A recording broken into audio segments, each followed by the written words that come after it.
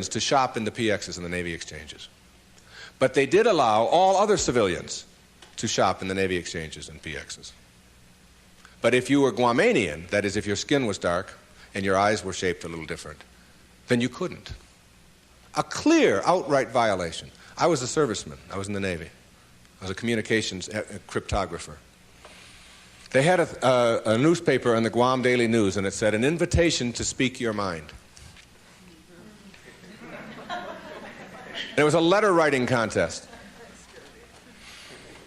And they offered $75 to the first prize winner. $75. This was 1961. That was a fortune to me. That was a month's pay in the Navy at that time, almost. So I entered the contest, and I knew I would win it. I had already written a novel at that time. A whole novel I had written while I was on Guam. I knew it wasn't going to be a contest. I felt sorry for the other people entering it. I knew I was going to win this. Unfortunately, I didn't realize that when you're in the service and you have an opinion and you don't submit it to the chain of command, that you can be court-martialed for that.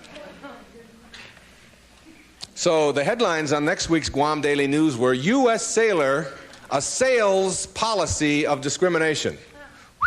Big, hot stuff, all right? And I was called before a vice admiral, Commander Naval Forces Marianas Islands, and threatened with a court-martial because I had disobeyed the rules, even though the rule was immoral. There are lots of them like that.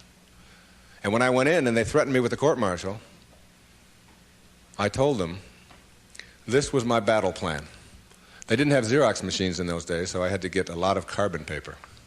I wrote a letter to President John F. Kennedy, and I wrote a letter to the Secretary of the Navy, and I wrote a letter. My hometown was Detroit. I wrote a letter to the Detroit News and a letter to the Detroit Free Press, telling them what was happening to me as a result of just expressing my opinion about an immoral act that was going on over here on Guam.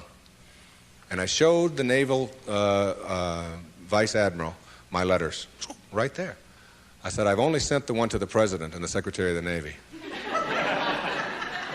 These letters go to the newspapers across the country." There was one there to the New York Times as well, and the Los Angeles Times. It was, and I just spread them out before him. I said, "If you court-martial me or punish me in any way for this, then what's going to happen is the world is going to find out about this policy. And I'm prepared. I'm ready. I can handle it." And I was 20 years old at the time, or 21. Not only did I get a blessing from that, because all things come in blessings for you, I got out 90 days early. And they stamped on my record